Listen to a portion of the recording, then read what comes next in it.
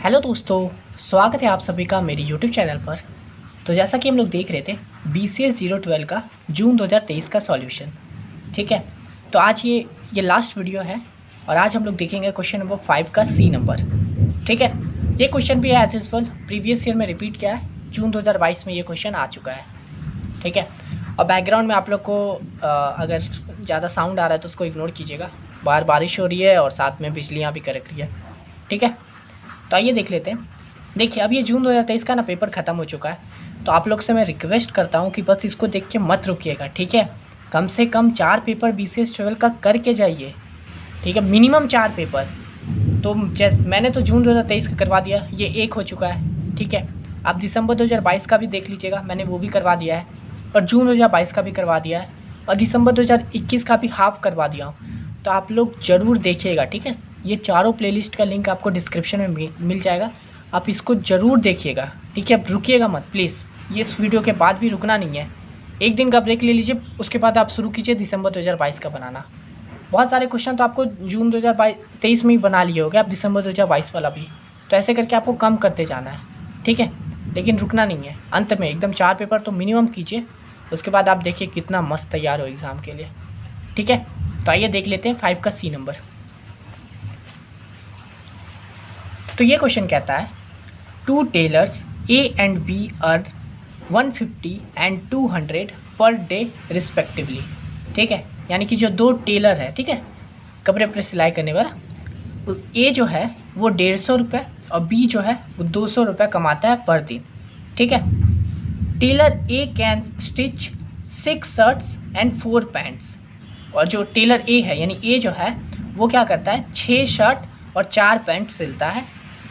While tailor B can stitch 10 shirts and 4 pants per day.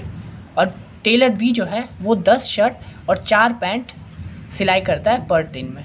ठीक है, तो how many days shall each work if it is desired to produce 60 shirts and 32 pants at a minimum labour cost, also calculate the least cost. ठीक है, यानी कि पूछ रहा है कि कितने दिनों में वो दोनों मिलके टेलर ए और बी मिलके कम से कम 60 शर्ट और 32 पैंट्स सिलाई कर सकता है। ठीक है, और उसका कॉस्ट कितना लगेगा, हम लोग को ये फाइंड करना है।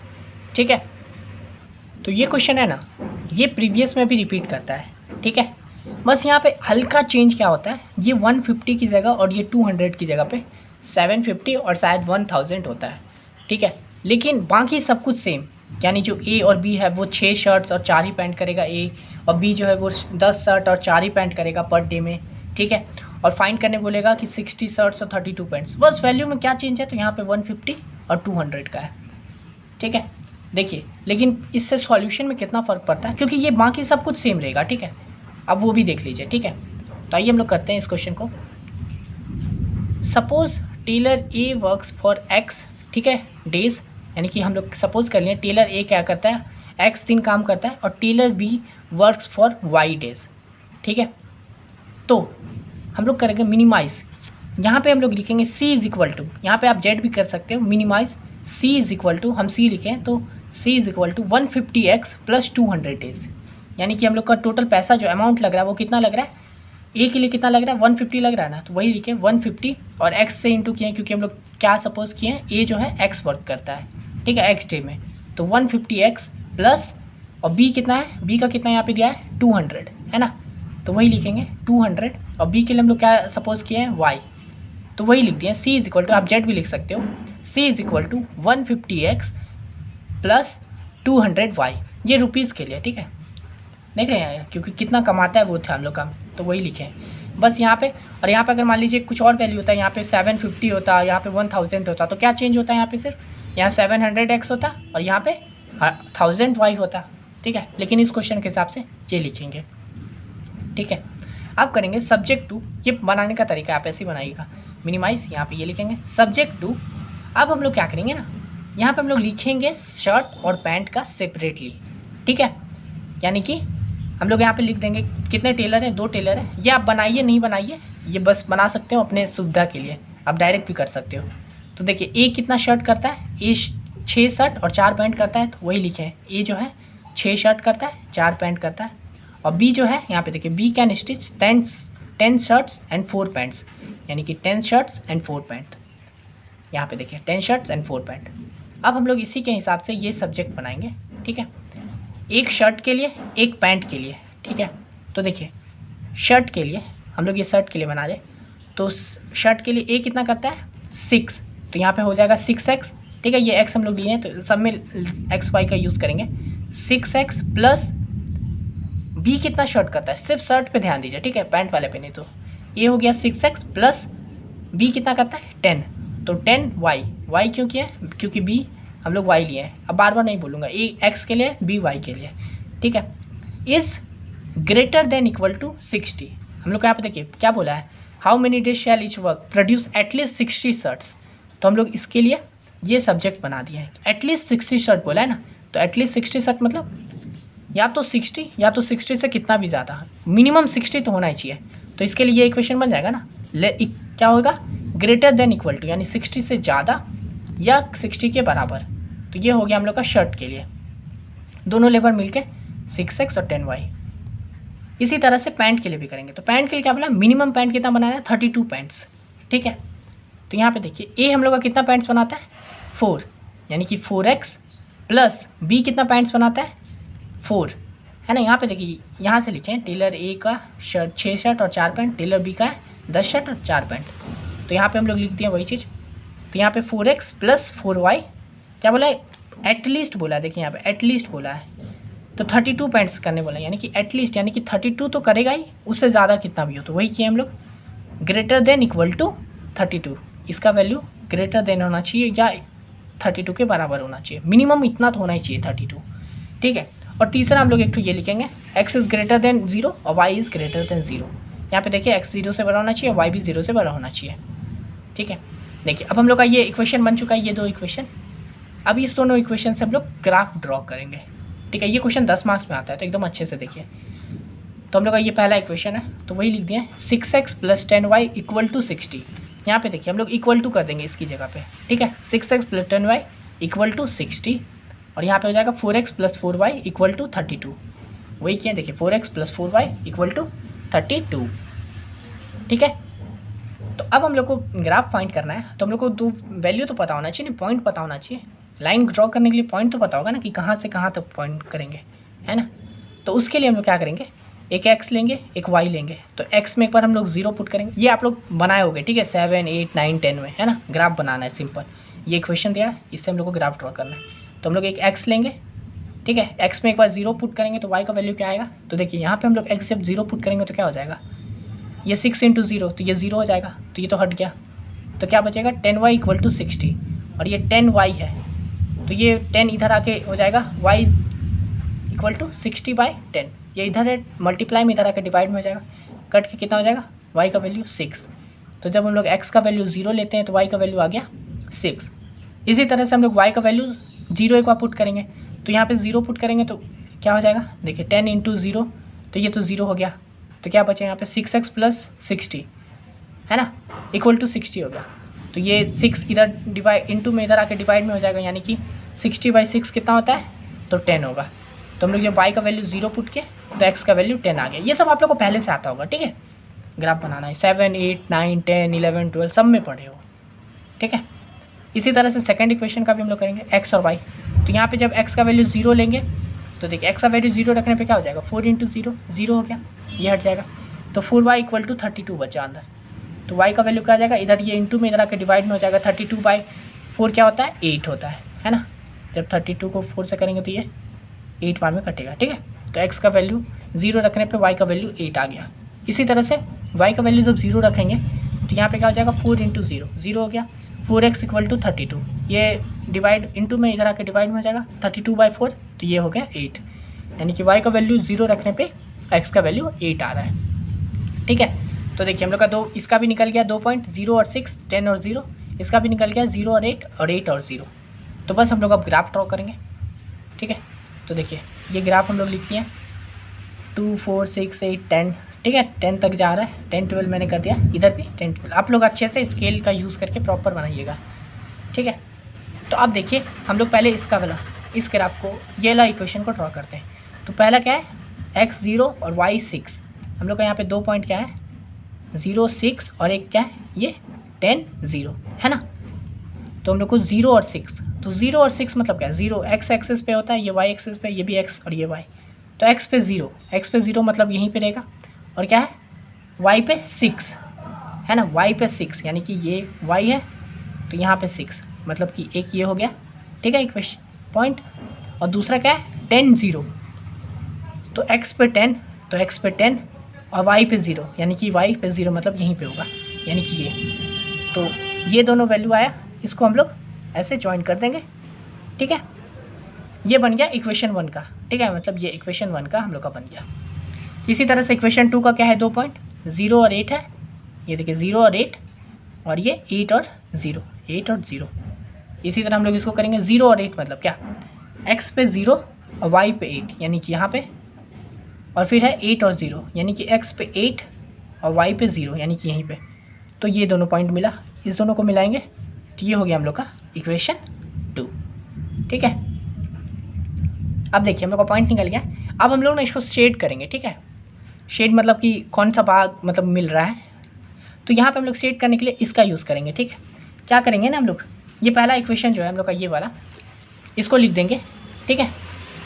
और इसमें क्या करेंगे, x का वैल्यू 0 रखेंगे और y का वैल्यू भी 0 रखेंगे। आप कुछ भी रख सकते हो, x का वैल्यू 1, y का वैल्यू 1, लेकिन आप 0 रखिए, ज़्यादा इजी रहेगा सॉल्व करना, पता ही है आप लोग को भी, ठीक है। तो जब हम लोग x का वैल्यू यहाँ पे 0 पुट करेंगे तो 6 × 0 0 हो जाएगा, और y का वैल्यू भी 0 पुट करेंगे तो 10 × 0 0, यानी कि 0 यहाँ पे इधर पूरा ये 0 हो गया। Is greater than equal to 60, क्या ये सही है, क्या 0 60 से बड़ा है, नहीं, मतलब ये गलत है, ठीक है। तो गलत है ना, मतलब अब देखिए हम क्यों बोले थे 0 0 लेने, तो देखिए x 0 और y 0 किधर है, x 0 और y 0 यही हुआ था ना, ये वाला भाग है ना, यहाँ पे वैल्यू x का भी वैल्यू 0 होता है, y का वैल्यू भी 0 होता है। तो देखिए हम लोग जब इस पॉइंट को लिए थे इसमें, तो हम लोग का ये जो इक्वेशन है ये गलत आया, यानी कि ऐसे ये सही नहीं था।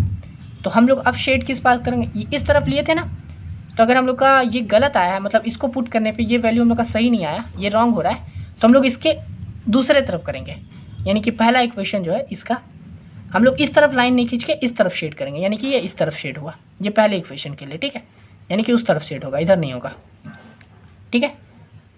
तो ये हो गया। अब ये सेकंड इक्वेशन लेंगे, ये वाला 4x + 4y > 32, वही लीजिए। फिर से यहाँ पे भी x का वैल्यू 0 और y का वैल्यू 0 पुट करेंगे। तो देखिए यहाँ पे 0 पुट करेंगे तो क्या हो जाएगा, 4 × 0 0 + 4 × 0, y का वैल्यू 0, तो ये 0 हो गया इधर। तो 0 is greater than equal to 32, तो क्या ये सही है, क्या 0 32 से बड़ा है, नहीं, मतलब यहाँ पे जो हम लोग ये 0 और 0 पुट किए तो इसमें वैल्यू भी गलत आया है, मतलब ये सही नहीं है। तो हम लोग को किस तरफ खींचना पड़ेगा शेड, इस तरफ नहीं, उसके विपरीत। और मान लीजिए अगर यहाँ पे सही आ जाता, ठीक है, तो हम लोग इस तरफ करते हैं, शेड की तरफ ही करते हैं, जो वैल्यू लिए उसी की तरफ। लेकिन अभी तो गलत आ रहा है हम लोग का, ये सही नहीं हो पा रहा है, तो इसलिए इसके अपर दूसरी तरफ। तो ये अब सेकंड इक्वेशन का भी हो जाएगा, ये सेकंड इक्वेशन है, इसका हम लोग का भी शेड उस तरफ हो जाएगा, है ना। तो ये हो गया पहला इक्वेशन। तो देखिए हम लोग का किस तरफ बन रहा है, सारा शेड इस तरफ बन रहा है ना।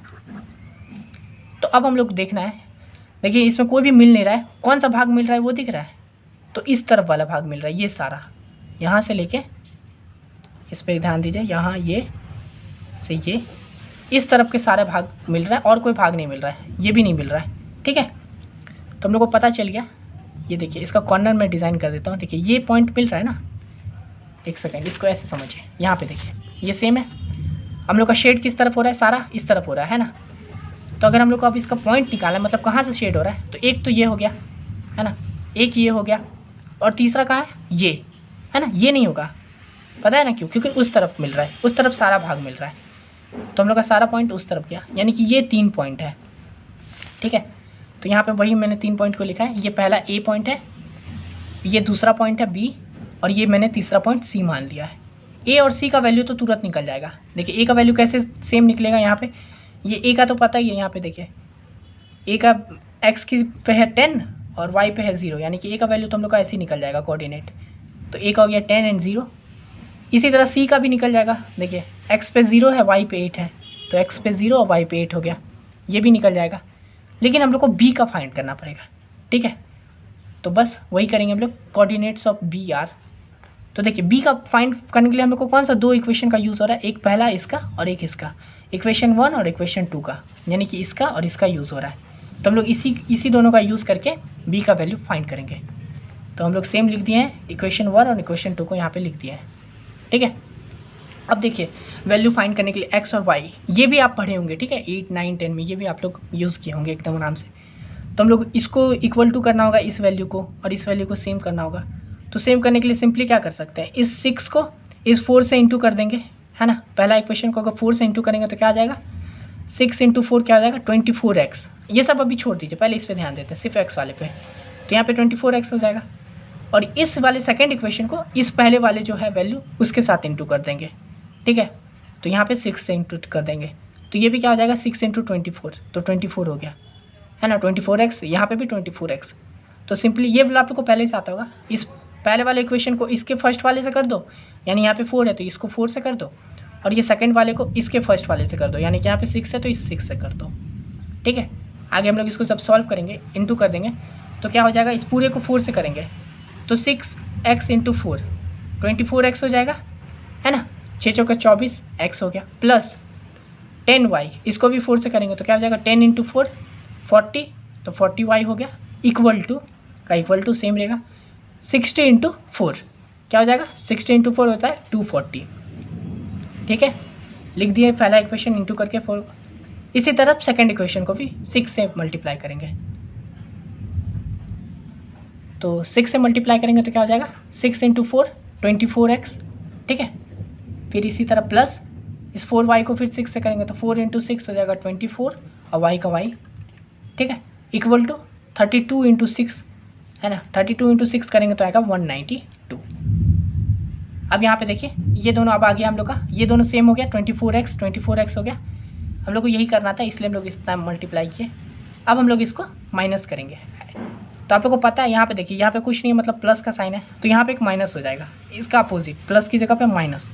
यहाँ पे भी देखिए प्लस है तो यहाँ पे माइनस हो जाएगा, और यहाँ पे भी कुछ नहीं है, मतलब प्लस है तो इसका माइनस हो जाएगा। ये सब आप लोग पहले भी किए होंगे, ठीक है। तो आप देखिए यहाँ पे कुछ नहीं है, मतलब प्लस है। अब हम लोग आगे इसको सॉल्व करेंगे, वैल्यू दे दिया माइनस प्लस माइनस वाला का यहाँ पे। तो आप देखिए यहाँ पे क्या है, प्लस है, ये माइनस है, प्लस माइनस माइनस, यानी कि ये कट जाएगा, 0 होगा, है ना। तो ये कट गया। फिर इसी तरह से यहाँ पे देखिए ये प्लस है, इस पर ध्यान मत दीजिए, इस पर ध्यान दीजिए, डायरेक्ट ये वाले पे, ये जो वैल्यू लिखे हैं इसका अपोजिट जो लिखे हैं प्लस का, यहाँ पे माइनस हो गया, वही इस पर ध्यान मत दीजिए, अब इस पर ध्यान दीजिए।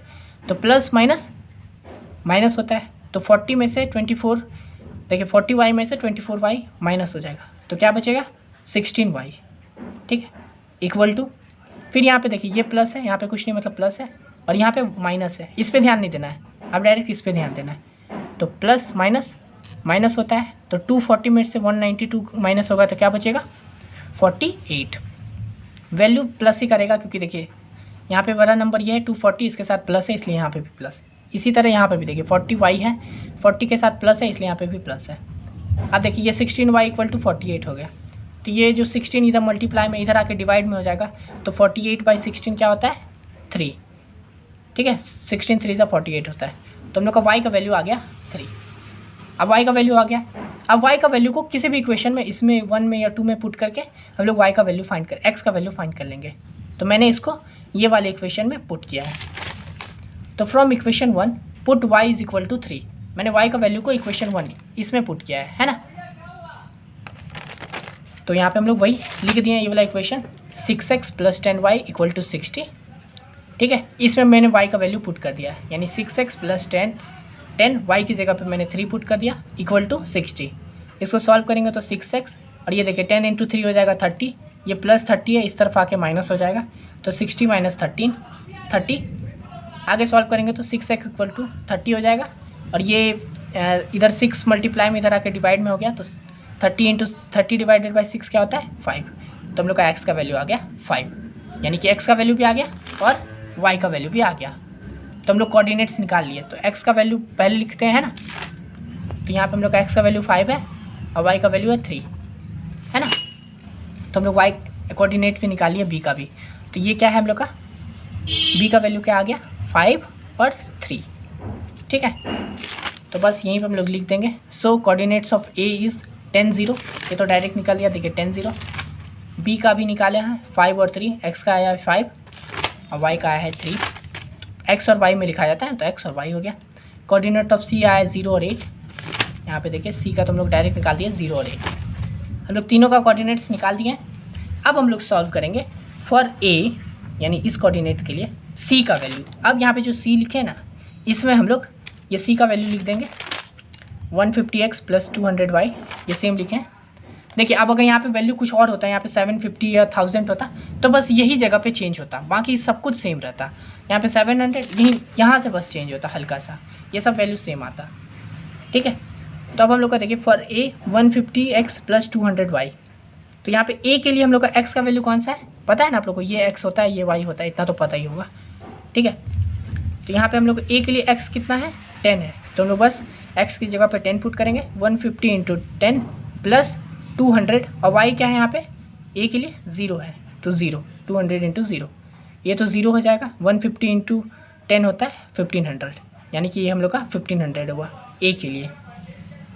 इसी तरह b के लिए करेंगे, सेम लिखेंगे c का value c 150x + 200y। c के लिए हम b के लिए क्या करेंगे, x क्या है यहाँ पे हम लोग का 5 है और y क्या है 3, तो वही हम लोग x की जगह पे 5 और y की जगह पे 3 पुट किए। इसको सॉल्व करेंगे तो आ जाएगा 1350 यानी 1350 रुपये। ठीक है, इसी तरह c का भी करेंगे, तो c के लिए हम लोग का क्या है, x है 0 और y है 8, तो बस यहाँ पे x 0 पुट कर दिए, y 8 पुट कर दिए, सॉल्व करेंगे तो आएगा 1600। ठीक है, तो अब हम लोग को देखिए a और b और c का वैल्यू आ गया। तो यहाँ पे हम लोग को क्या बोला था, देखिए मिनिमम लेबर कॉस्ट यानी कि मिनिमम कितना आएगा, लीस्ट कॉस्ट कितना आएगा। तो यहाँ पे देखिए ए बी सी में से सबसे लीस्ट कौन सा है, ये 1500 है, ये 1350 है, ये 1600 है, तो सबसे मिनिमम क्या है ये 1350 है। ठीक है, यानी कि हम लोग का 1350 रुपये मिनिमम लगेंगे।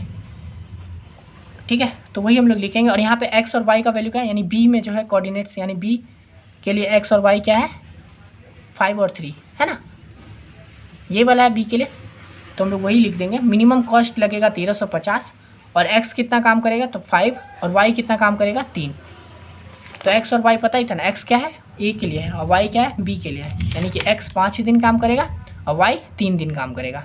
ठीक है, और 1350 रुपये मिनिमम कॉस्ट लगेगा। देखिए minimum labour cost, calculate least cost. ठीक है, तो वही लिखेंगे द मिनिमम कॉस्ट 1350। ठीक है, एट x = 5, x = 5 और y = 3, y यहाँ पे x 5 है और y 3 है। ठीक है, 3 डेज, यानी कि x किसके लिए है, x = 5 क्या है a के लिए, y = 3 कितना b के लिए है। ठीक है, तो यही क्वेश्चन था। आशा करते हैं आपको भी समझ में आया होगा, मैंने एकदम वक्त लेके एकदम अच्छे से सब कुछ समझाया है एक एक चीज़। ठीक है, आशा करते हैं वीडियो आपको पसंद आया होगा। मिलते हैं नेक्स्ट वीडियो में, तब तक के लिए धन्यवाद।